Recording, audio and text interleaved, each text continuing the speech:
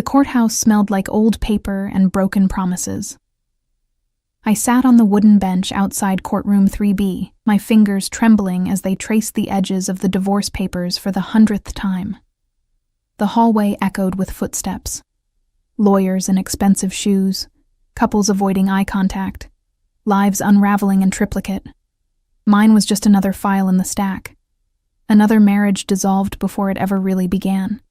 Sign here, initial here, date here. Marcus hadn't even bothered to show up. 3 years of marriage, and he couldn't spare an hour to watch it officially end. His lawyer, a sharp-faced woman with a designer handbag, had handed me the papers with barely concealed impatience. "Mr. Chen is occupied with important business matters," she'd said, as if I didn't know exactly what that meant, as if I hadn't spent countless nights alone while he worked late with her. I pressed my palm against my stomach, still flat, still hiding the secret I'd discovered just 48 hours ago, 2 pink lines that changed everything and nothing all at once. The pregnancy test was buried at the bottom of my purse, wrapped in tissues like contraband. I hadn't told anyone, couldn't tell anyone. Not when Marcus had made it crystal clear he wanted out, wanted her, wanted the life I could never give him. A baby would just be another chain, another obligation he'd resent. Better to sign, better to disappear, better to raise this child alone than watch the father wish we didn't exist. "Ms. Rivers?" The bailiff's voice cut through my thoughts. "They're ready for you." I stood on shaking legs, the papers clutched against my chest like a shield. The fluorescent lights overhead flickered, once, twice, casting strange shadows across the marble floor. Somewhere down the hall, a door slammed. A man's voice, low and commanding, spoke in rapid Italian. I caught fragments. Traditore, pagherà, traitor, payment. I didn't speak Italian, but I'd heard enough from the old woman who ran the cafe where I worked. Mrs. Antonelli loved her Sopranos reruns and her whispered gossip about the families that supposedly ran the city's underbelly. The courtroom door opened. The judge's clerk beckoned me inside. I took 3 steps forward and collided with someone, not someone. A wall. A wall of expensive fabric and cold authority that smelled like sandalwood and gunpowder, though later I'd convince myself I imagined that last part. "I'm so sorry."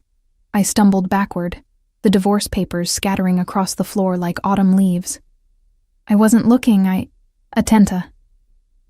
The word was soft, dangerous. A warning wrapped in silk. I looked up and up and up into the darkest eyes I'd ever seen. Black coffee. Midnight. The moment before a storm breaks. He was beautiful in the way poisonous things are beautiful. Sharp cheekbones, olive skin, black hair swept back from a face that could have been carved from marble. His suit probably cost more than my yearly rent. Charcoal gray, perfectly tailored, with a subtle sheen that screamed Italian craftsmanship. A silver watch caught the light at his wrist. Expensive, understated, deadly. But it was his stillness that terrified me most. He didn't move like other people, didn't fidget or shift weight, or do any of the 1,000 small movements that make someone human. He simply was, like a predator deciding whether you're worth the hunt. 2 men flanked him, mountains in black suits with earpieces and the kind of alertness that comes from military training or worse. One had his hand inside his jacket, the other was already scanning the hallway, cataloging exits, threats, witnesses. "The papers," the man said, his accent turning the words into something musical and menacing all at once. His gaze dropped to the scattered documents at our feet, and I saw his expression shift. Just a fraction, just enough to notice. "You are divorcing." It wasn't a question. Yes, I dropped to my knees, desperately gathering the papers, not wanting him to see, not wanting anyone to see the proof of my failure written in legal jargon and my husband's careless signature. "I'm sorry. I should have been watching where His hand appeared in my field of vision. Long fingers, a scar across the knuckles, a signet ring with a crest I didn't recognize. "Let me." It was a command dressed as courtesy. He knelt, this man who clearly never knelt for anyone, and began collecting the papers with an efficiency that suggested he'd handled plenty of documents before. Legal ones, binding ones. The kind signed in blood, Our fingers brushed as we both reached for the same page. Lightning. Thunder. Every cliché I'd ever rolled my eyes at in romance novels, except it wasn't romance. It was recognition. The kind that happens when a mouse realizes it's in the presence of a cat. Alessia Rivers, he read from the document, his accent caressing each syllable. And Marcus Chen. Something flickered across his face. Recognition? Anger? It was gone before I could identify it. Your husband has interesting business associates. Ice flooded my veins. I don't know anything about his business. Bean, he stood, offering me the papers with one hand while the other made a subtle gesture to his guards. They melted back 3 steps, close enough to intervene, far enough to offer the illusion of privacy. Better that you don't, Piccola. Better that you sign these papers and forget Marcus Chen ever existed. The way he said my husband's name, soon-to-be ex-husband, made it sound like a curse. I clutched the papers to my chest, very aware of how close he stood, how his presence seemed to fill the hallway, drawing oxygen from the air. The judge is waiting. Is he? Not a question. A statement of utter disinterest in judges or courts or any authority that wasn't him. Behind him, one of his guards murmured something urgent in Italian. The man. I still didn't know his name. Wasn't sure I wanted to. Dismissed it with a flick of his fingers. You work? He asked me. What? For employment. You work somewhere. My mouth felt dry. Cafe Antonelli. On 5th and Morrison. I'm a waitress. Why was I telling him this? Why did it feel like signing a different kind of contract? His lips curved, not quite a smile, more like a wolf showing teeth. Antonelli. See, I know this place. Mrs. Antonelli makes excellent cannoli. He reached into his jacket, both guards tensed, hands moving to concealed weapons, and withdrew a business card. Thick cardstock. Embossed lettering I couldn't read in the dim hallway light. If you need anything, Ms. Rivers. Anything at all. He pressed it into my palm, his fingers lingering just a second too long. Call this number. I don't understand. Why would I? Your husband made enemies, Piccola. His eyes held mine, and I saw something there that might have been pity if men like him were capable of such soft emotions. Those enemies may not know you're divorcing, may not care. A phone number. Capisce? I understood. God help me, I understood. He was telling me I was in danger. That Marcus's business matters had painted a target on anyone associated with him, including his soon-to-be ex-wife. Ms. Rivers? The bailiff appeared in the courtroom doorway, impatient now. The judge really is waiting. When I looked back, the man was already walking away, his guards falling into formation around him like satellites orbiting a dark sun. His footsteps echoed down the marble hallway, measured, unhurried, absolutely certain of his place in the world. I stared at the business card, no name, just a phone number in embossed silver, and beneath it, a symbol, a crowned lion holding a sword. My hands were shaking as I walked into the courtroom. The judge droned through the formalities, irreconcilable differences, division of assets, final decree to be issued in 30 days. I signed where indicated, initialed, dated. Became Alessia Rivers again, no hyphen, no Chen, no connection to a man I'd loved and a marriage I'd failed. The whole thing took 12 minutes. I walked out a free woman carrying a secret I couldn't tell, and a business card from a man whose name I didn't know, but whose eyes would haunt me for days. The pregnancy test was still in my purse. The divorce papers were in my bag. And somewhere in this city, Marcus Chen was making the kind of enemies who sent men in expensive suits to courthouse hallways. I should have thrown away the business card. I should have forgotten those midnight eyes and that sandalwood scent. I should have known that some encounters aren't accidents at all. But I didn't know, not yet, that he'd already made his decision about me. That from the moment our fingers touched over scattered divorce papers, I'd become his. A bird in a gilded cage I couldn't see yet. I didn't know that Marcus had stolen from him. I didn't know that vengeance and obsession taste the same. I didn't know that in exactly 4 hours, my entire world would shatter like glass. All I knew was that the courthouse steps felt too bright after the dim hallway, and the business card in my pocket burned like a brand against my skin. The cafe was unusually quiet for a Thursday afternoon. I tied my apron with mechanical precision, my mind still lingering on the courthouse, on midnight eyes and whispered warnings. Mrs. Antonelli was in the kitchen, singing along to Dean Martin on her ancient radio, the smell of fresh espresso and baking biscotti wrapping around me like a familiar blanket. This place was my sanctuary.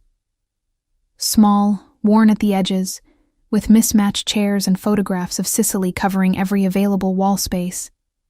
The kind of neighborhood cafe that survived on loyalty rather than Yelp reviews, where regulars knew each other's orders, and Mrs. Antonelli treated everyone like family. "Bella!" She emerged from the kitchen, flour dusting her gray hair, concern creasing her weathered face. "You look pale. The divorce. It is finished?" "Finished." The word tasted like ash. She crossed herself, muttering something in rapid Italian that probably damned Marcus to several circles of hell. Then she pulled me into a crushing hug that smelled like vanilla and mothballs. "Good. He was no good for you, that one. Too much ambition. Not enough heart. You deserve better, Tesoro." If only she knew about the baby, about the secret growing inside me that made better feel impossible. I pulled away gently. I should start on the tables. Looks like the afternoon rush might actually happen today. Bah, 4 customers is not a rush. But she waved me toward the dining room anyway, returning to her kitchen domain. I was refilling the sugar dispensers when the bell above the door chimed. 3 men entered. Not customers. I knew that immediately, the way prey knows when predators enter the watering hole. They wore cheap suits that didn't quite fit right, their eyes scanning the cafe with the kind of assessment that had nothing to do with menu options. The one in front, bulky, with a scar bisecting his left eyebrow, smiled. It didn't reach his eyes. Alessia Chen? My maiden name was already on the divorce papers, but I hadn't legally changed it back yet. Hearing Chen felt like a noose tightening. Rivers, I corrected, setting down the sugar dispenser with a hand that wanted to shake. "Can I help you? Your husband owes our employer money." Scarface moved closer, his companions fanning out to block the door and the kitchen entrance. Professional, practiced. A lot of money. Ex-husband, as of 2 hours ago. I straightened my spine, channeling a courage I didn't feel. Whatever Marcus owes has nothing to do with me. See? That's where you're wrong, sweetheart. He leaned against the counter, invading my space with casual menace. In our business, family is family. Debts pass along bloodlines. And until that divorce is final, really final, not just signed, you're still a Chen. 30 days. The judge had said 30 days until the decree was final. How much? The words came out steadier than I felt. 300,000. He said it like someone ordering coffee. Plus interest. Plus the insult of him thinking he could steal from us and disappear with his little girlfriend. The room tilted. $300,000. I made maybe $25,000 a year, and that was with good tips. I don't have that kind of money. I work in a cafe. I live in a studio apartment. I drive a car that's held together with prayers and duct tape. Panic was rising now, constricting my throat. Please, I didn't know anything about this. I didn't. Boss, don't care what you knew. Scarface straightened, and something in his posture shifted from threatening to dangerous. He cares about getting paid, so here's what's gonna happen. You're gonna come with us? Make a phone call to hubby? Tell him if he wants to see you alive? He brings the money. Simple. Not simple. Not simple at all, because Marcus wouldn't pay. I knew that with the same certainty I knew the sun would rise. He'd chosen his mistress over me. Chosen money over honor. Chosen himself over everything else. Why would he suddenly develop a conscience over my kidnapping? Che cazzo! Mrs. Antonelli's voice rang out from the kitchen doorway, and I'd never been so terrified to see someone I loved.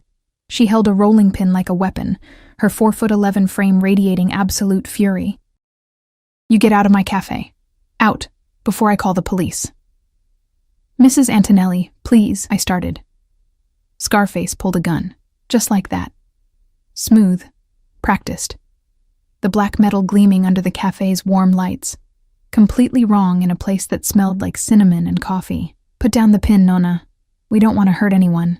Just need to have a conversation with Mrs. Chen here. Time stretched. I could hear my heartbeat, the drip of the espresso machine, Dean Martin crooning about amore. Could feel the pregnancy test in my purse behind the counter, the business card in my apron pocket. If you need anything, Ms. Rivers, anything at all. Okay. My voice sounded far away. Okay, I'll come with you, just don't hurt her. Please. She's just an old woman who makes cannoli. This has nothing to do with her. Alessia, no! Mrs. Antonelli's eyes were wide, terrified. Dio mio, child, don't... It's fine. I untied my apron with shaking hands, the business card transferring to my jeans pocket. I'll talk to them. Clear up the misunderstanding. It'll be fine. It wouldn't be fine. We all knew it. Scarface gestured toward the door with his gun. Smart girl. Let's go. I walked past Mrs. Antonelli, saw tears on her wrinkled cheeks, wanted to hug her one last time but knew they wouldn't let me. Call my sister, I whispered. Tell her I love her. The afternoon sunlight was too bright, too normal. People walked past on the sidewalk. A mother with a stroller, teenagers laughing, a businessman on his phone. None of them noticed the woman being herded into a black SUV with tinted windows. None of them saw the beginning of my nightmare. The interior smelled like cigarettes and something chemical I couldn't identify. They zip-tied my wrists, not tight enough to cut circulation, but secure enough to make escape impossible. One man drove. Scarface sat beside me. The third watched out the back window. Where are we going? My voice cracked. Warehouse. Neutral territory. Scarface was texting someone, his thumbs moving rapidly across the screen. Boss wants to handle this personally. Make an example, you know? Can't have people thinking they can steal from the Kozlov organization. Kozlov. Russian mob. Oh God. Marcus had stolen from the Russian mob. He won't pay, I said quietly. You should know that. Marcus won't pay ransom for me. We're divorced. He doesn't care. Then you better hope you're worth something to somebody else. He pocketed his phone, studying me with cold assessment. Pretty girl like you? There's always a market. Arabs pay good money for American girls. Lots of options. Bile rose in my throat. I pressed my bound hands against my stomach. Still flat, still hiding the tiny cluster of cells that would become a person. My child. Marcus's child, whether he knew it or not. I couldn't let them sell me. Couldn't let my baby be born into that horror. The SUV turned into an industrial district, buildings growing more dilapidated with each block. Graffiti-covered brick walls, broken windows gaped like missing teeth. This was where the city rotted, where people disappeared and no one asked questions. We pulled into a warehouse with a rusted metal door. Out. I stumbled from the SUV, my legs weak, my mind racing through impossible escape scenarios. The warehouse was vast and empty, just concrete floors and metal support beams and the echoing drip of water from a leaking roof. A single chair sat in the center, illuminated by a hanging work light. They pushed me toward it. Sit! Don't move. Don't scream. The boss will be here soon. I sat. The metal chair was cold through my jeans. Scarface made a phone call, speaking in rapid Russian. I caught Devushka and Chen, and what might have been an address. Then he hung up, and all three men settled in to wait, smoking cigarettes and watching me like I was livestock. Time became elastic. Could have been 10 minutes or an hour. My wrists ached from the zip ties. The baby. I couldn't stop thinking about the baby, about all the ways this could end badly. The business card felt like it was burning through my pocket. Call this number. But my phone was in my purse, back at the cafe. And even if I had it, how could I call? My hands were tied. I was surrounded. And what would I even say? Hello, mysterious stranger from the courthouse. I'm being held hostage by Russians because my ex-husband is an idiot. Can you help? Ridiculous.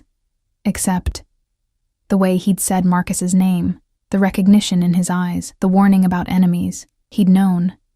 Somehow he'd known this was coming. The warehouse door screeched open. Footsteps echoed across concrete. Multiple sets, military precise. The Russian straightened, suddenly alert, hands moving toward concealed weapons. Bougez-moi, one of them breathed. A man emerged from the shadows at the edge of the light. Not the Kozlov boss, him. The man from the courthouse, still in that perfect charcoal suit, still radiating that terrible calm.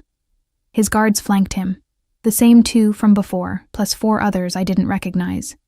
An army in designer clothing. His eyes found mine across the warehouse, and something passed between us.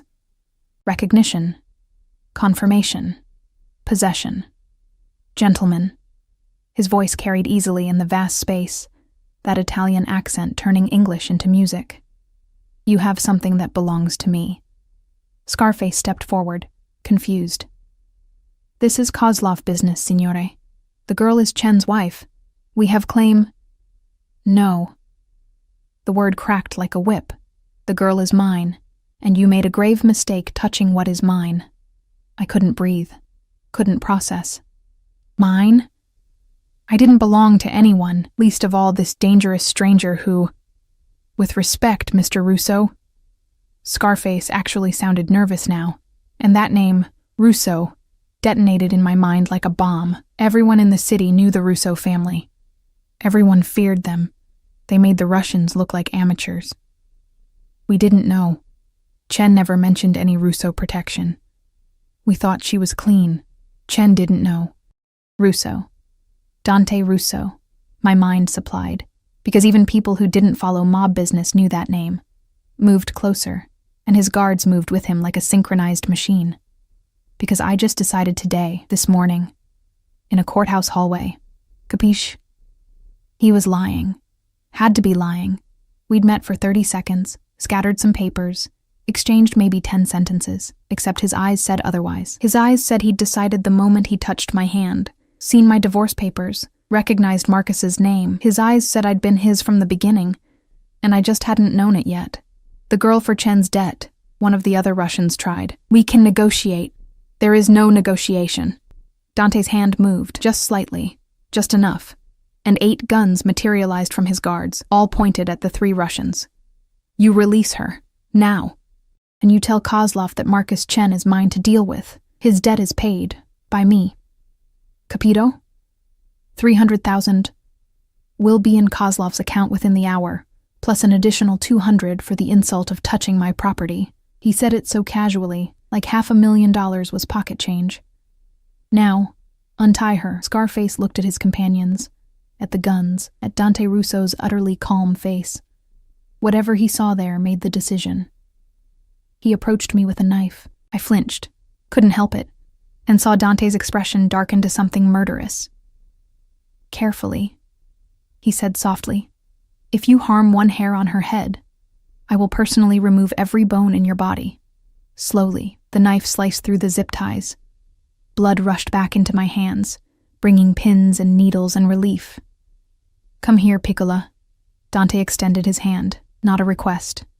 Never a request with him. I stood on shaking legs, walked across concrete that seemed to stretch forever. Took his hand, warm, steady, branded with that same electric recognition from the courthouse. He pulled me behind him, positioning his body between me and the Russians. One of his guards immediately draped a jacket over my shoulders, expensive cashmere that smelled like sandalwood and safety. If Kozlov has a problem with this arrangement, Dante said, already turning toward the door, he knows where to find me, but tell him to think carefully before he acts. The Russos have been patient with his expansion into our territory. That patience has limits. He walked me out of the warehouse, his hand never leaving mine, his guards forming a protective circle. The sunlight outside felt surreal, too normal after the darkness inside. A different SUV waited, this one black and gleaming, clearly armored, clearly expensive. The door opened like a mouth. Get in, Piccola. His voice was gentle now, coaxing. You're safe. I promise you, you're safe now. I should have run. Should have screamed for help, flagged down a car, done something other than climb into that SUV with a Mafia boss and his private army. But my hands were still shaking from the zip ties. My mind was still reeling from guns and threats and the casual discussion of selling me. And his hand was so steady, his presence so utterly certain. I got in. He slid in beside me, and the door closed with a pneumatic hiss that sounded like fate sealing. "Take us home," he told the driver. Then to me, "You need a doctor. Someone to check you over, make sure you're not injured. I'm fine." My voice sounded distant, shocky. They just tied my hands. Nevertheless, he was examining my wrists, his touch surprisingly gentle for someone who'd just threatened to remove bones. "You will see my personal physician, and then we will talk about Marcus Chen and the many ways he has earned his death." The SUV pulled away from the warehouse, from my brief captivity, from the last moment my life was remotely normal. I should have asked where we were going. Should have demanded to be taken home, or to the police, or literally anywhere but home with Dante Russo. But the business card was still in my pocket. The pregnancy test was somewhere back at the cafe. And I had the terrible, sinking feeling that I'd just traded one kind of prison for another. Only this cage was gilded. And the man who owned it was far more dangerous than Russians with guns. "Why?" I finally whispered. "Why did you pay my debt? Why did you claim I was yours? You don't even know me." He looked at me then. Really looked, those midnight eyes seeing things I wanted to hide. "Don't I?" His thumb traced my pulse point, feeling the rabbit-fast beat of my heart. "Your husband stole from me, Piccola.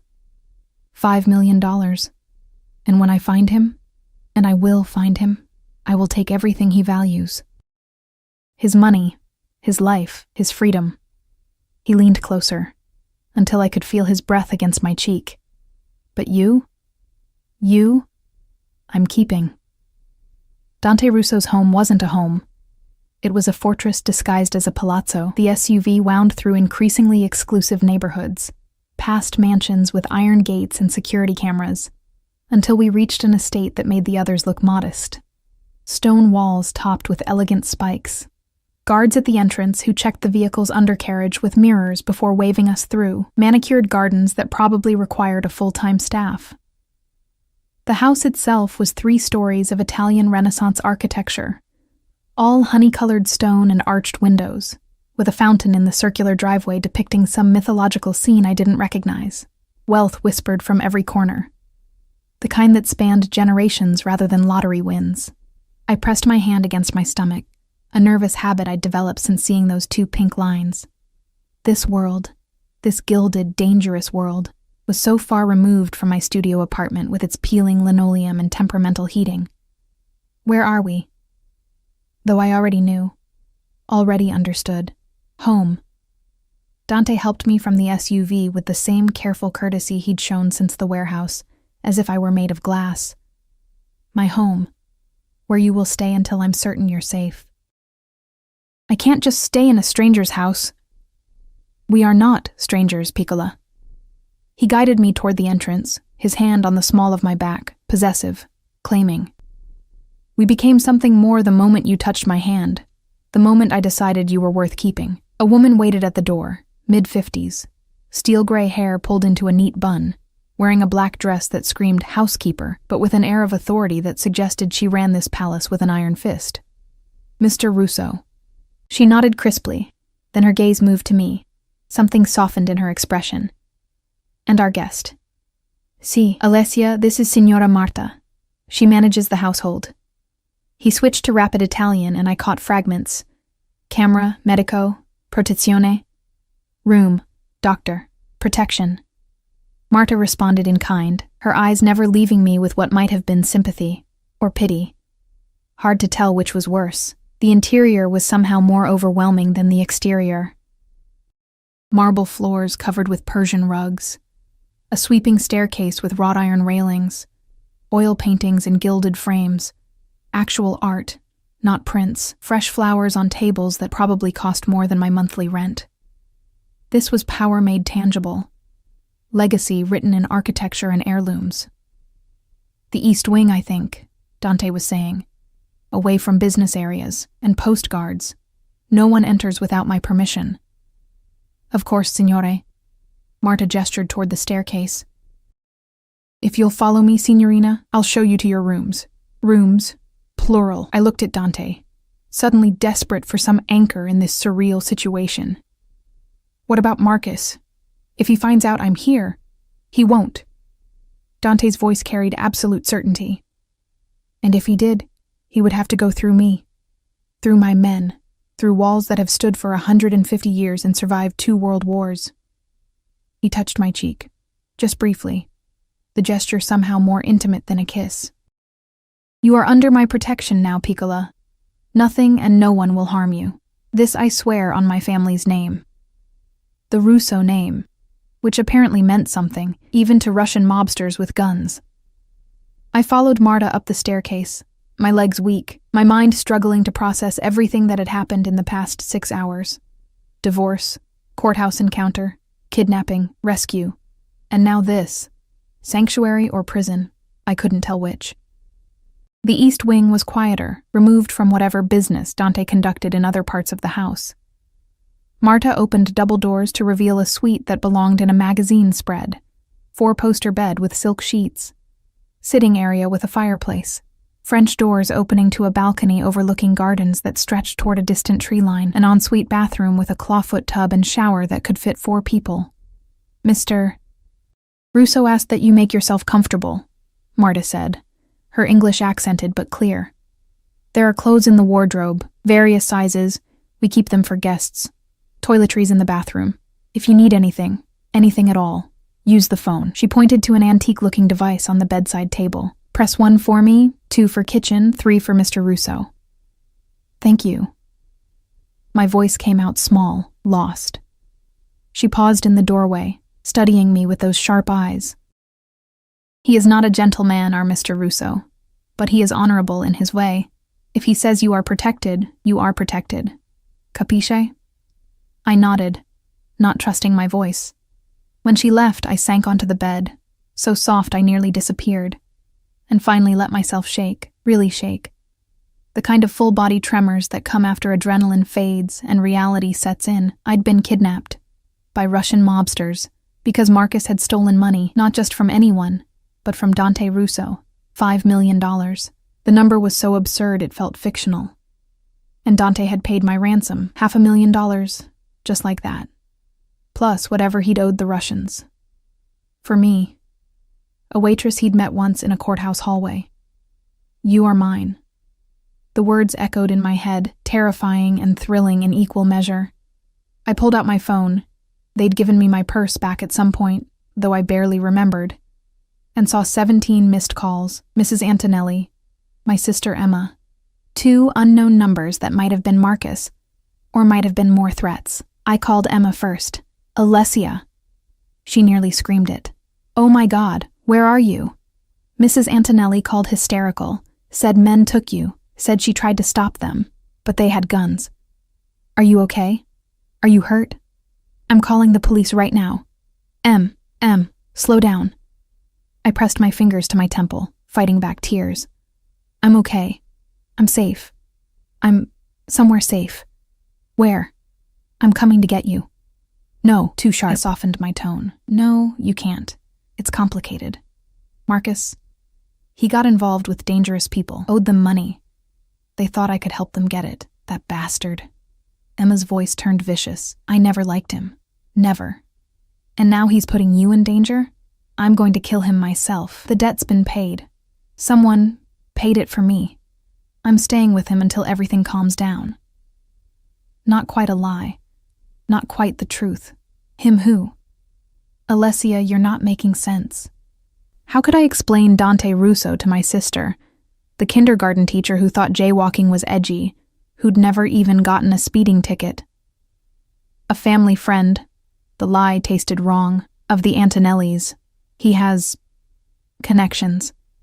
He's making sure I'm safe while Marcus is dealt with. Dealt with how? I don't know, and I don't want to know. That, at least, was true. Em, I need you to do something for me. Go to my apartment.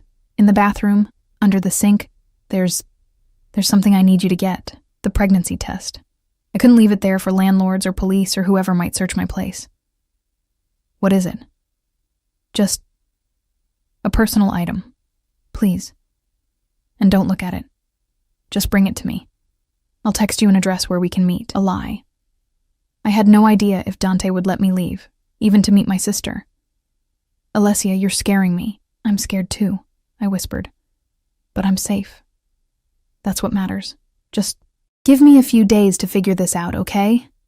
We talked for a few more minutes before she reluctantly agreed. When I hung up, I felt more alone than ever. A soft knock interrupted my spiraling thoughts. Signorina? Marta's voice. Dr. Castellano is here. The doctor was a small, neat man with wire-rimmed glasses and the gentle manner of someone used to dealing with trauma victims. He examined me thoroughly, checking my wrists, my vitals, asking questions about pain or dizziness or nausea. That last one made me freeze. Nausea? He repeated, noticing my reaction. You have been experiencing this? Morning sickness.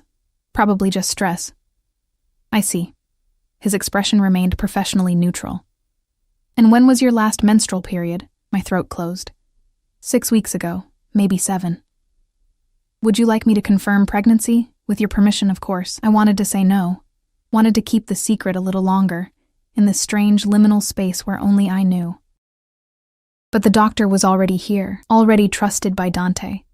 And eventually, everyone would know anyway. Yes, I whispered.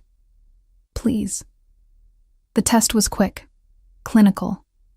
The opposite of the panic-stricken home test I'd taken 2 days ago in my bathroom at 3 a.m. Congratulations, Ms. Rivers. Dr. Castellano smiled gently. You are indeed pregnant. Approximately 7 weeks, based on your dates. I can schedule you for a proper ultrasound if you'd like. The world tilted. Hearing it confirmed by a medical professional made it real in a way the pink lines hadn't. I was going to have a baby. Marcus's baby. While hiding in a Mafia boss's mansion because my ex-husband had stolen $5 million. Does Mr. Russo need to know? I asked quietly. The doctor paused, choosing his words carefully. My oath requires me to keep patient information confidential unless there is imminent danger. But Ms. Rivers, Mr. Russo values honesty. And he protects what he considers his. If you are carrying a child, he will want to ensure both of you receive the best care. It's not his baby. No. He packed away his equipment, but you are his guest, under his protection. That makes the child his concern, whether biologically related or not.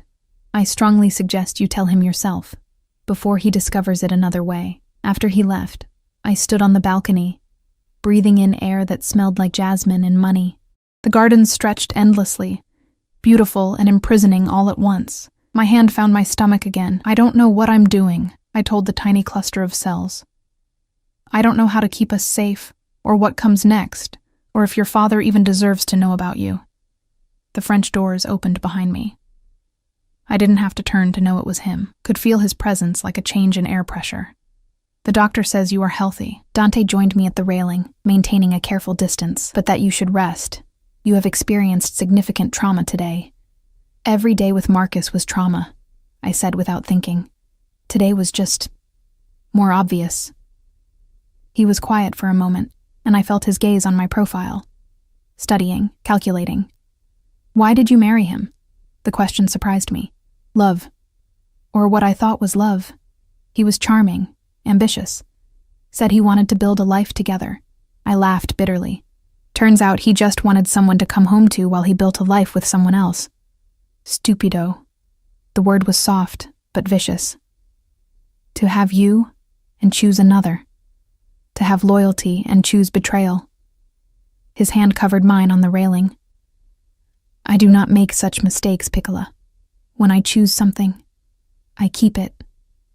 There it was again. That possessive certainty that should terrify me but instead felt like the only solid thing in a shifting world. You don't know me, I protested weakly. You don't know if I'm worth keeping. I know you signed divorce papers rather than cling to a man who did not deserve you. His thumb traced circles on my knuckles. I know you apologized for bumping into me when most people cannot meet my eyes. I know you tried to protect that old woman in the cafe, even knowing it was futile. I know you are brave and kind and utterly wasted on men who cannot see your value. My breath caught. That's not knowing me. That's observing me. See. He turned me to face him, his hands framing my face with unexpected gentleness. "And I will observe everything about you, Piccola. Learn every thought, every fear, every dream you have hidden away. I will know you better than you know yourself. And when I am done, you will understand why I chose to keep you. I'm not a possession. No." His eyes burned into mine. "You are so much more than that. You are the rarest thing in my world. Something pure. Something uncorrupted by the violence and greed that surrounds me, and I will do whatever necessary to keep you that way. Even if I want to leave," his jaw tightened. "You do not want to leave. Not yet. You are frightened and overwhelmed, see, but you are also curious, also drawn to me, the same way I am drawn to you." His thumb brushed my lower lip. "Deny it if you wish. Lie to yourself. But your body knows the truth, and God help me. He was right." My heart raced when he touched me. My skin warmed under his gaze. Every instinct screamed danger, but beneath that was something darker. Something that wanted to lean into his strength, let him shoulder the weight of protecting me. Something that whispered, "Surrender." "I should tell you something," I heard myself say. About me. About my situation." Interest sharpened his expression. "Tell me." The words caught in my throat. How did I tell a Mafia boss, a man who'd just claimed ownership of me, that I was carrying another man's child, that the debt he'd paid, the woman he'd chosen to keep, came with complications he couldn't have anticipated? A phone rang, harsh and insistent. Dante pulled back, frustration flashing across his face. He checked the screen, and something shifted in his expression. "I must take this. Business that cannot wait." He touched my cheek one last time. "Rest, Piccola. We will talk more at dinner, and you will tell me whatever weighs so heavily on your mind." He left, and I sagged against the railing, heart pounding. Dinner. I had until dinner to figure out how to tell Dante Russo I was pregnant with my ex-husband's baby, the man who'd stolen $5 million from him, the man Dante had promised to destroy. I pressed both hands to my stomach, as if I could protect this tiny secret just a little bit longer. But secrets in this house, in this life, felt impossible to keep, and when Dante discovered the truth, I had no idea if his protection would extend to a child fathered by his enemy, or if I'd just doomed us both. Dinner was served in a dining room that could seat 20 but held only 2. Marta had delivered a dress to my room an hour before, deep emerald silk that fit perfectly, though I had no idea how they'd guessed my size. It draped elegantly, cinched at the waist, and made me look like someone who belonged in this world of crystal chandeliers and ancestral portraits. I didn't belong. The dress was just another beautiful lie. Dante was already seated when I entered, though he stood immediately. Old-world manners from a man who'd threatened to remove someone's bones that afternoon. He'd changed into a black shirt, no tie, the top buttons undone to reveal a glimpse of olive skin and what looked like the edge of a tattoo. Bellissima. His eyes traveled over me with an intensity that made my skin flush. "The dress suits you. It's beautiful. Thank you." I took the seat he held out, hyper-aware of his proximity as he pushed it in. "Though I'm not sure why you have women's clothing in various sizes just lying around." A slight smile. "My mother visits occasionally, my sister. Sometimes business associates bring wives or daughters who need accommodations." He returned to his seat. "And sometimes I rescue women from warehouses and discover I am unprepared for their arrival." Marta appeared with the first course, some kind of soup that smelled divine. Then she vanished like smoke, leaving us alone in the vast room. "This is too much," I said quietly. "The room, the clothes, the doctor, paying my debt. I can't repay you. I work in a cafe. I'll never have that kind of money. I do not want your money, Piccola." He tasted the soup, watching me over the spoon. "Eat. You are too pale." "Then what do you want?" The question came out more forcefully than intended. "You keep saying I'm yours, that you're keeping me, but you haven't explained why. What does that even mean?" He set down his spoon with careful precision. "It means you stay here, under my protection, until Marcus is found and dealt with.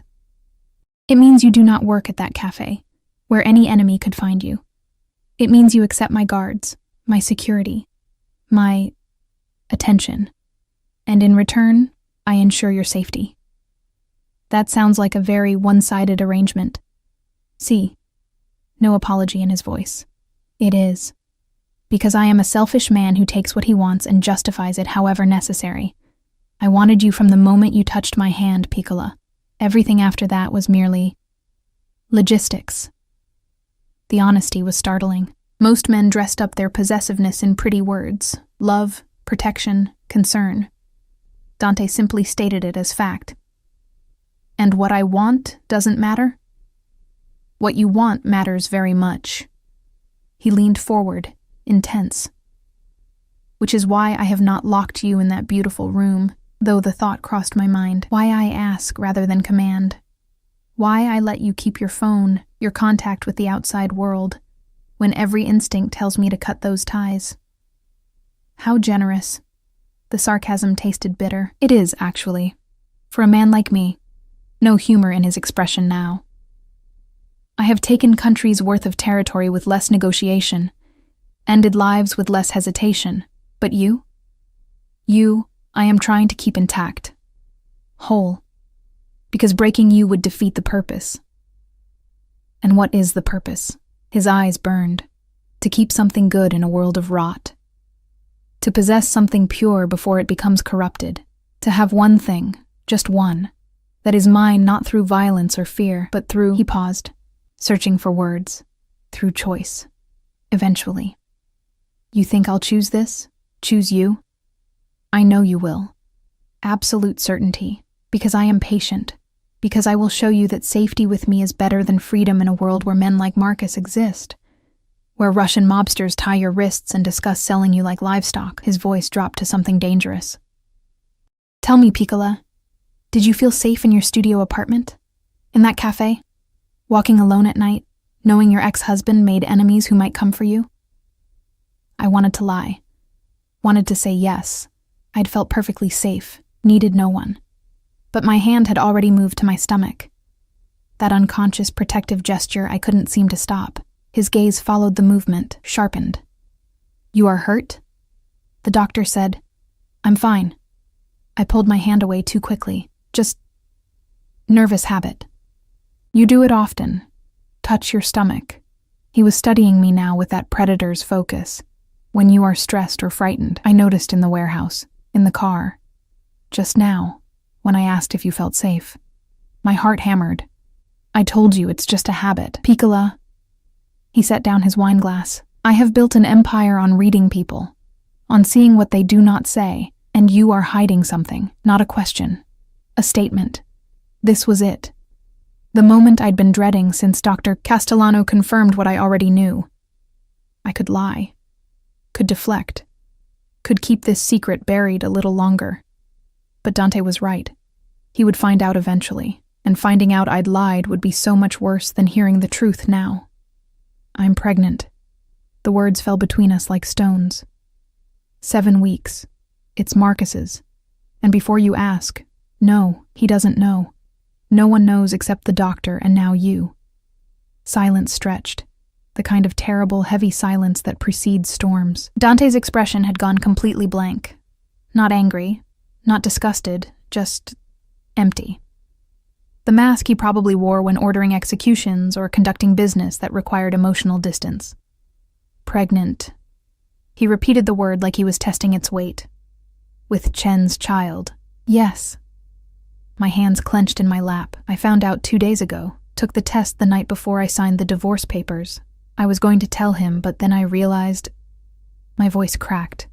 He was leaving anyway. For her. A baby would just be another obligation he didn't want. So you hid it. So I hid it, I confirmed. Signed the papers. Decided to raise the baby alone. It's not ideal, but I have my sister, and Mrs. Antonelli, and I'd figure it out somehow. I met his eyes, refusing to look away. And then you paid $500,000 for me. Brought me to your fortress, claimed I was yours. So now I'm telling you, you didn't just acquire me. You acquired a pregnant woman carrying your enemy's child. And if that changes things, if you want me to leave— No. The word cracked like a whip. He stood abruptly, the chair scraping against marble. "You do not leave. Not now, not ever." He circled the table with that predatory grace. Stopping beside my chair, I had to tilt my head back to meet his eyes. "Stand up." My legs obeyed before my brain caught up. His hands framed my face, tilting it up to his. "You carry a child. Chen's child, see, but also yours. Part of you. And that makes the baby mine as well, capiche?" "That doesn't make sense." "It makes perfect sense." His thumb stroked my cheekbones with unexpected gentleness. "You are mine, Piccola. Therefore everything about you is mine. Your safety, your future, your child. All of it falls under my protection now. You can't just claim someone else's baby. Watch me." No arrogance in the statement, just fact. "Marcus Chen forfeited all rights the moment he betrayed you, the moment he stole from me, the moment he made you vulnerable to men who would have hurt you and the child you carry." His voice dropped to something almost tender. "He does not deserve to know about this baby, does not deserve the gift of your love, your loyalty, your body creating life." Tears burned my eyes. "I'm terrified," I whispered. "I don't know how to be a mother. Don't know if I can do this alone." "You are not alone." He pulled me against his chest, one hand cradling the back of my head, the other splaying across my lower back. "Never again, Piccola. You have me now. My resources, my protection, my family. I shouldn't have felt safe, shouldn't have relaxed into the embrace of a man who'd bought my freedom like it was nothing, who spoke of ownership and possession without apology. But God help me. I did feel safe. For the first time since seeing those pink lines, since signing those divorce papers, since Marcus had chosen her over me, I felt like maybe, just maybe, everything would be okay. "What about Marcus?" I asked into his shirt. "When you find him, he will pay for what he stole, what he did to you. But the baby..." Dante pulled back enough to meet my eyes. "The child is innocent, blameless, and will be raised as mine if you allow it." My breath caught. "Yours?" "See." No hesitation. "Let Chen rot in whatever hole I bury him in. Let him die never knowing he fathered a child. This baby will have my name, my protection, my legacy. Will grow up knowing a father who chose them, rather than one who abandoned them." It was insane. Completely, utterly insane. And also the most romantic thing anyone had ever said to me. "You don't have to do that," I managed. That's too much." "I do what I want, Piccola, and I want this. Want you. Want the family you will build with me, whether biology agrees or not." His hand moved to my stomach, covering where mine had been earlier. "This child will be a Russo, mine in every way that matters. We barely know each other. Then we will learn." He guided me back to my chair, but instead of returning to his seat, he knelt beside me. Actually knelt. This powerful man who probably hadn't knelt for anyone since he was a child. "I am not a good man, Alessia. I have done terrible things. Will do more terrible things before I die. But I swear to you, on my family's name, on my mother's grave, I will be good to you, to this child. You will want for nothing, fear nothing. And anyone who threatens you will learn why the Russo name carries weight in this city." I believed him. That was the terrifying part. I absolutely believed every word. "I need time," I said quietly, "to process all of this. The pregnancy, Marcus, you, everything. It's too much too fast. You have time." He stood, pressed a kiss to my forehead that felt like a brand. "All the time you need, but you take it here, under my roof, where I can keep you safe." We finished dinner in strange silence. Not uncomfortable, but charged with everything unsaid. He asked about the baby, about how I was feeling, if I'd experienced morning sickness or fatigue. Practical questions that felt surreal coming from a Mafia boss. After dinner, he walked me back to my room, his hand on the small of my back the entire way. "Sleep well, Piccola." He paused at my door. "If you need anything at all, use the phone. I will come, even at 3 in the morning, especially at 3 in the morning." A slight smile. "Those are the hours when fear speaks loudest, when you most need to know you are not alone." He left before I could respond, disappearing down the hallway with that silent, predatory grace. I closed the door and leaned against it, my emotions a tangled mess. This morning, I'd been Alessia Chen, soon-to-be divorced waitress with a secret pregnancy and no prospects. Tonight, I was Alessia Rivers, protected by one of the most dangerous men in the city, carrying a child he'd claimed as his own, despite no biological connection. My phone buzzed. Emma, got the thing from your apartment. Meet tomorrow? Coffee shop on 5th? I stared at the text. The thing was the pregnancy test, evidence of my secret, now in my sister's possession. Should I tell her about Dante? About where I was really staying? Another text. Also, Marcus called me, looking for you, sounded desperate. Said to tell you he's sorry, needs to talk. I told him to go to hell. Was that okay?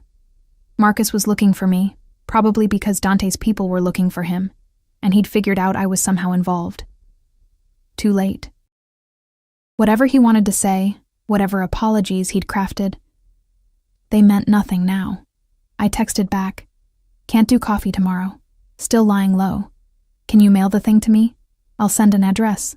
Would Dante let me receive mail, or would that compromise security somehow?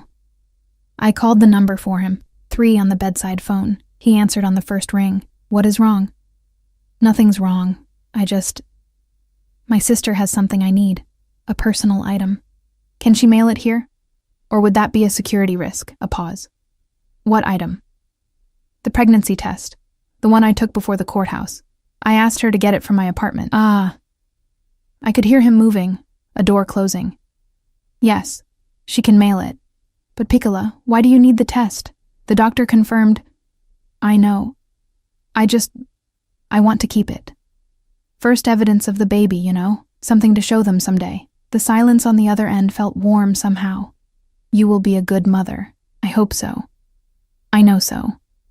Rustling sounds like he was settling into a chair. Give your sister this address. I will inform security to expect a package. And Alessia? Yes? Thank you for trusting me with this. With the baby. I know it is not easy. After we hung up, I lay in the enormous bed, staring at the ceiling. 3 days ago, my biggest worry was whether I could afford prenatal vitamins on a waitress salary. Now, I was living in a mansion, protected by armed guards, while a Mafia boss who'd known me for less than 12 hours promised to raise my child as his own. My hand found my stomach again. I don't know if I'm making the right choice, I whispered to the tiny life inside me, but for the first time in a long time, I feel like maybe someone actually wants us. Both of us. And that has to count for something. Outside, I heard footsteps in the hallway, guards on patrol, keeping watch through the night. Inside, I felt the first flutter of something that might have been hope, or might have been the beginning of falling for a man as dangerous as he was devoted. Either way, there was no going back now. 3 weeks passed in a strange dream. The mansion became familiar, its routines, its rhythms, the quiet efficiency of Marta and her staff. I learned which hallways led to Dante's office, off limits unless invited, which gardens were safest for morning walks, the East Garden, always with 2 guards trailing discreetly, which meals Dante would actually stop working to attend, dinner always, no matter what crisis demanded his attention. I learned the sound of his footsteps, could distinguish them from his guards, learned the particular quality of silence that meant he was thinking, versus the silence that meant he was dangerous, learned that he drank espresso black, hated mornings, and had a scar across his ribs from a knife fight when he was 17. And he learned me with the same focused intensity he probably applied to hostile takeovers. He knew I liked my coffee with too much cream, that I woke at 3 a.m. with anxiety spiraling, and he'd appear at my door within minutes. Never asked how he knew, just settled into the armchair by my bed and talked until sleep found me again. That I craved citrus and ginger tea, couldn't stand the smell of red meat anymore, and cried at insurance commercials, because the hormones were making me insane. It's normal. Dr. Castellano assured me during my second visit. He came to the house now. Another thing Dante had arranged without asking. First trimester emotions are intense, and given your circumstances, some anxiety is expected. My circumstances. Divorced, pregnant, living with a Mafia boss while my ex-husband had vanished into whatever hole desperate thieves hide in. Emma had visited twice, escorted by Dante's men to ensure she wasn't followed. She'd been predictably horrified by the mansion, the guards, the entire situation. "Alessia, this is insane," she'd hissed during her first visit, in the garden where we could speak privately. "You're living with a mobster, an actual criminal. What are you thinking?" "I'm thinking he's kept me safer than Marcus ever did," I'd replied quietly. "I'm thinking when I told him about the baby, he didn't run, didn't make excuses, just accepted it, claimed it as his. It's not his baby. I know." I'd pressed my hand to my stomach, 12 weeks now, just starting to show a slight curve. "But he doesn't care. Says the baby is mine, therefore his. And when was the last time someone chose me? Really chose me, knowing all my messy complications?" She'd softened then, seeing something in my face that made her hug me fiercely. "Just be careful. Please. Men like that, they're dangerous."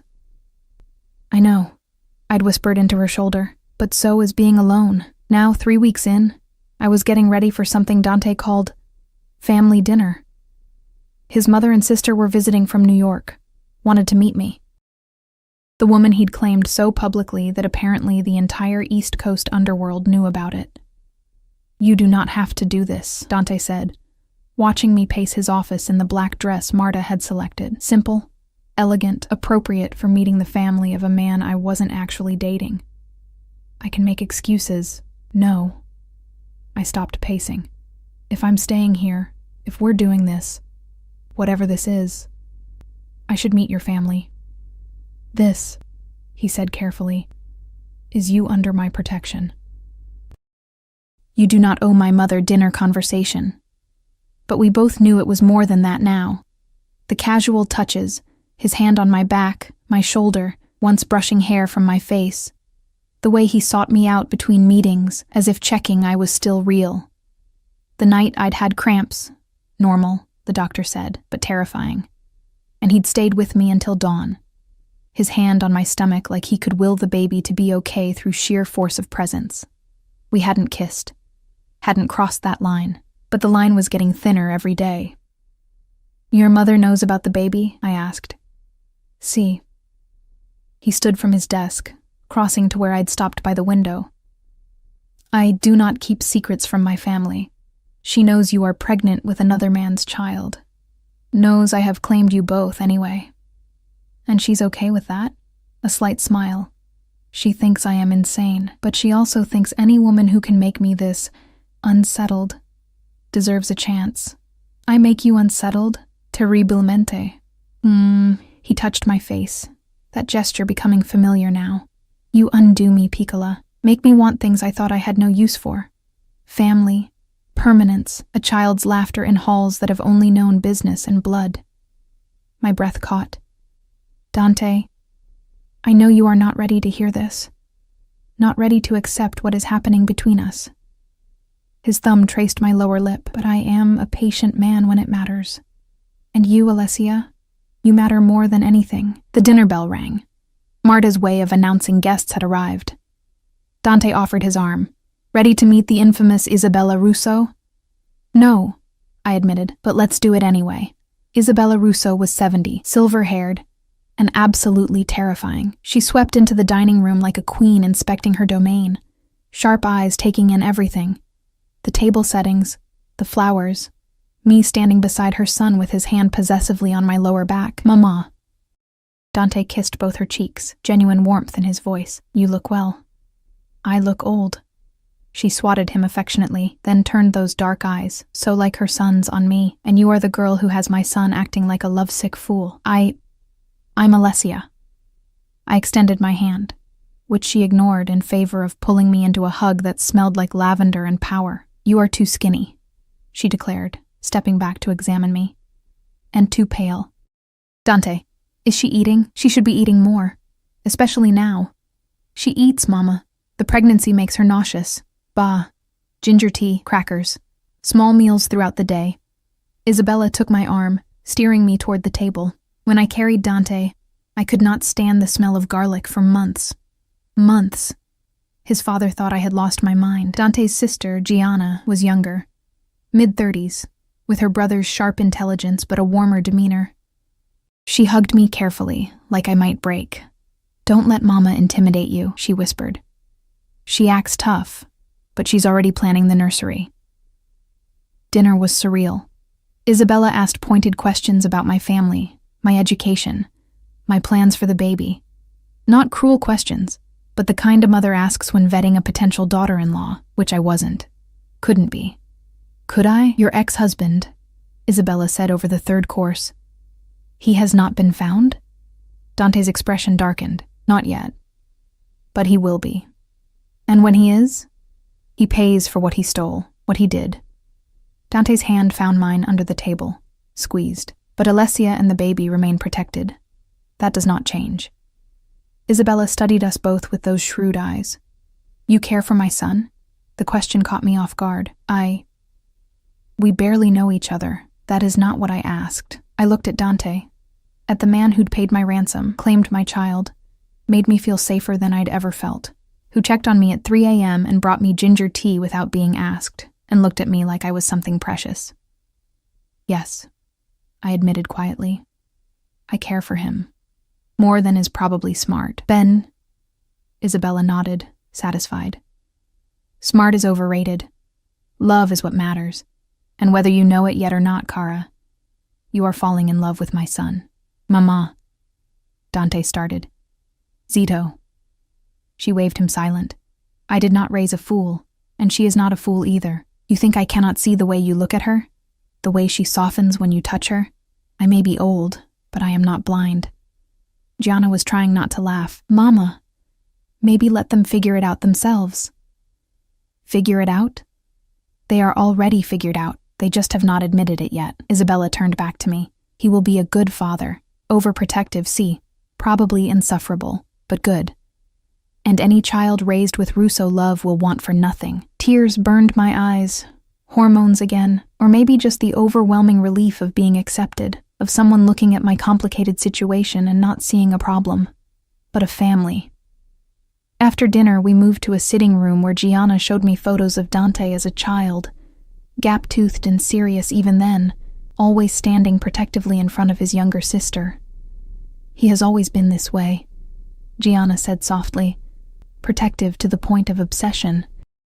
"When our father died, Dante was only 22, but he stepped into the role like he was born to it, took care of everything, everyone, including me," Isabella added from her chair. "Even when I insisted I did not need taking care of." She smiled at her son. "He cannot help himself.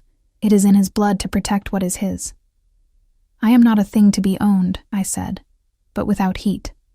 "No," Dante agreed, settling beside me on the sofa. "You are something far more valuable. You are chosen." The evening wound down eventually.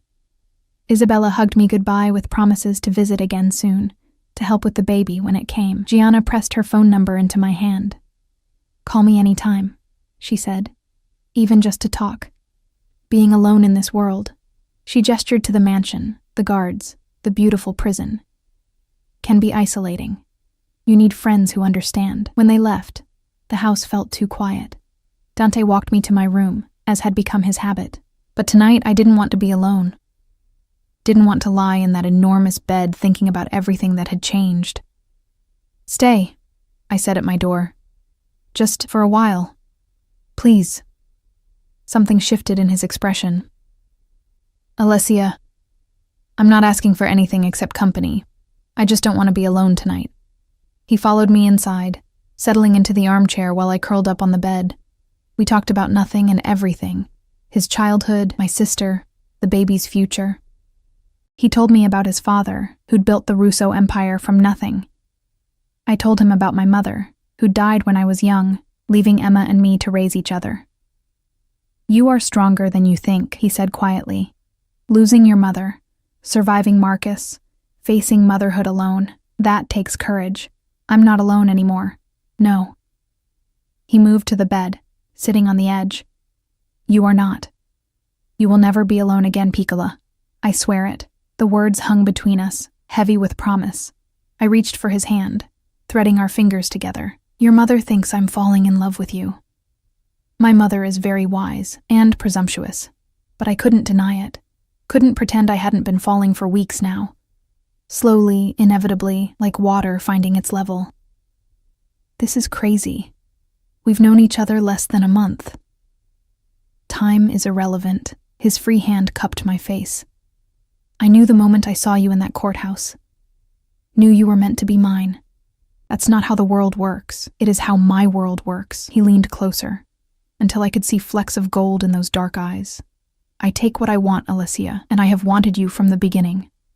But I will not take this.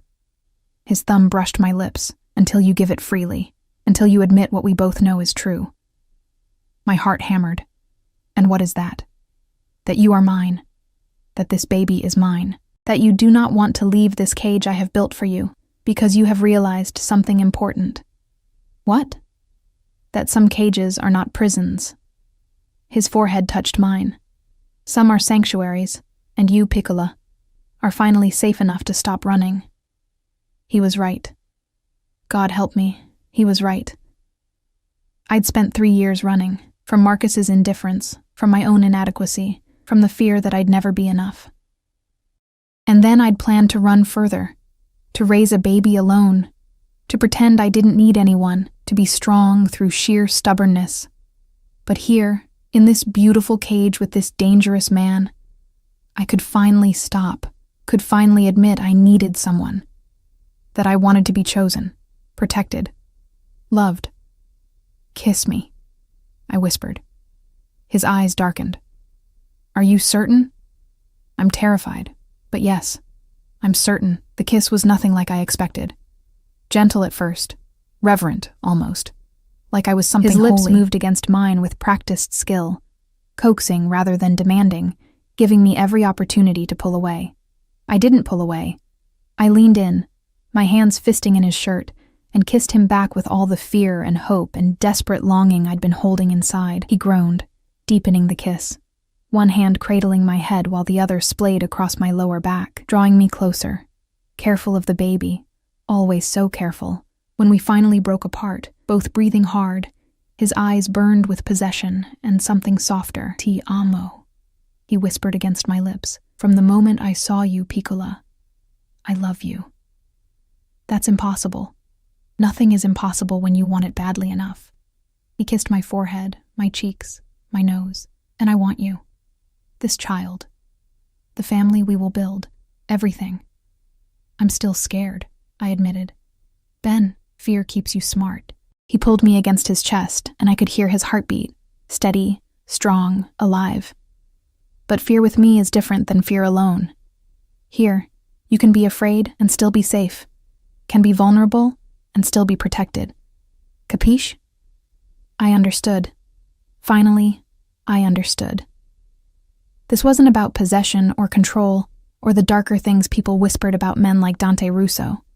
This was about a man who'd looked at a broken woman in a courthouse hallway and decided she was worth keeping, worth fighting for, worth loving, complications and all. What about Marcus? I asked. When you find him? He will face justice, my justice. Dante's voice hardened. But you do not need to know the details. Do not need to carry that weight. Will you kill him? A pause. Would it bother you if I did? I thought about Marcus. About 3 years of being invisible, unwanted, second choice. About the baby growing inside me that he'd never know existed. No, I said honestly. He stopped being my concern the moment he chose someone else. Good. Dante kissed my hair. Because he signed his death warrant the moment he put you in danger. Made you vulnerable. And I do not forgive such things. We stayed like that for hours. Talking, kissing, planning a future that seemed impossible but felt inevitable. He told me about the nursery being prepared, the best schools in the city, the trust fund he'd already established for the baby. I told him about my fears, that I'd be a terrible mother, that the baby would somehow sense it wasn't really his, that this happiness was too fragile to last. Nothing is certain in this life, Piccola, he said as dawn crept through the windows, but I can promise you this, I will protect you, provide for you, love you and this child with everything I have, and anyone who threatens that will learn why the Russo name is feared. 2 months later, Marcus Chen's body was found in the river. The news reported it as a mob hit. Debts unpaid, loyalty betrayed. The usual narrative when criminals turned on each other. The investigation would go nowhere, because investigations involving the Russo family always went nowhere. I felt nothing when I heard. No grief, no satisfaction. Just a distant sense of closure. The man who'd fathered my child was gone. And the man who'd chosen to raise my child sat beside me on the couch, his hand on my visible baby bump, talking softly to someone he'd never biologically created but already loved completely. "Your mama is scared," he told my stomach. "Worried about labor, about whether she will be good enough, stupid of fears, because she is already the best mother. Do you know how I know?" "How?" I asked, smiling despite myself. "Because she chose to keep you, even when it would have been easier to end things. Even when she had no support, no resources, no future secured, she chose you. And that, Piccolo, is the purest form of love." The baby kicked. First time I'd felt it clearly, and Dante's face transformed into something like wonder. "Dio mio. Did you feel that?" "Yes." I placed my hand over his. "That's your baby, Dante." Saying hello to their father, he kissed me then, soft and deep and full of promise. "Our baby," he corrected. "Ours, now and always." 6 months after that courthouse encounter, I stood in a nursery painted soft yellow, watching Dante rock our daughter to sleep. Sofia Isabella Russo had arrived 3 weeks early, screaming her displeasure at the world with impressive lung power. She had Marcus's dark hair and my green eyes, but when she looked at Dante, she smiled. A toothless, milk-drunk smile that made this dangerous man melt completely. "She has you wrapped around her tiny finger," I teased from the doorway. "See?" No shame in his voice, and I am perfectly content with this arrangement. He transferred her carefully to the crib, tucking the blanket around her with practiced ease. "Sleep, Principessa. Your mama and I will be right outside." In the hallway, he pulled me into his arms, and I relaxed into his familiar strength. "Are you happy?" he asked quietly. I thought about the question, about everything I'd lost and everything I'd gained, about the life I'd planned versus the life I was living. "I'm terrified," I admitted. "Of motherhood, of this world you live in, of something happening to you or Sophia or this fragile happiness we've built." "That is not an answer, Piccola. But yes." I looked up at him. This man who'd claimed me in a warehouse, protected me in his fortress, loved me despite every logical reason not to. "I'm happy. Improbably, impossibly happy." "Ben." He kissed my forehead. "Because you are mine, Alessia Russo. You and Sophia both. And I protect what is mine with everything I am. Russo." I'd taken his name last month, a quiet courthouse ceremony. Nothing like my first wedding. Just Dante, me, Emma, Isabella, and Gianna, a judge who didn't ask questions and didn't care about the timeline. Alessia Russo. The name of a woman who'd learned that sometimes safety looks like danger, that protection can feel like possession, that the most dangerous men can also be the most devoted fathers, that love doesn't follow rules or timelines or logic. It just is. "Take me to bed," I whispered against his chest. "I want to fall asleep in your arms. Sempre," he promised. "Always. For the rest of our lives, Piccola, you will never sleep alone again." And he kept that promise. Every night for the rest of our lives, I fell asleep in the arms of a man who'd seen me at my most broken and decided I was worth keeping, who'd claimed another man's child as his own without hesitation, who'd built a fortress around our family and dared the world to threaten it. Some would call it a cage. I called it home. And in the end, that made all the difference.